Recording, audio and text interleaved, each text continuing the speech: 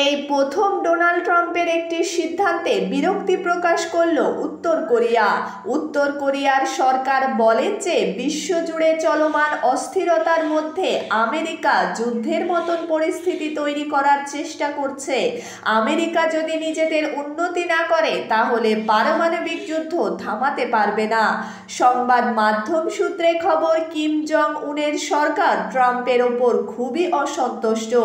America নিজেদের এলাকা নিরাপদ করার জন্য একটি গোল্ডেন ডোম তৈরি করার কথা বলেছে, ভবিষ্যতে যাতে এই এলাকায় কোনো ক্ষেপণাস্ত্র হামলা না ঘটে সেজন্য এটি মহাকাশে মোতায়েন করা হবে।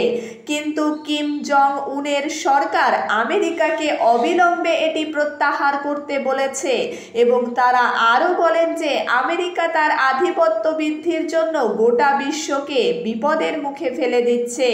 কিম জং উনের রাগের সবচেয়ে বড় কারণ হলো উত্তর কোরিয়া এটি বিশ্বাস করে যে গোল্ডেন ডোম স্থাপনের মাধ্যমে দক্ষিণ কোরিয়া এবং জাপান ক্ষেপণাস্ত্রের পাশাপাশি বোমা হামলা থেকে রক্ষা পাবে, যা তাদের অবস্থানকে দুর্বল করে দেবে।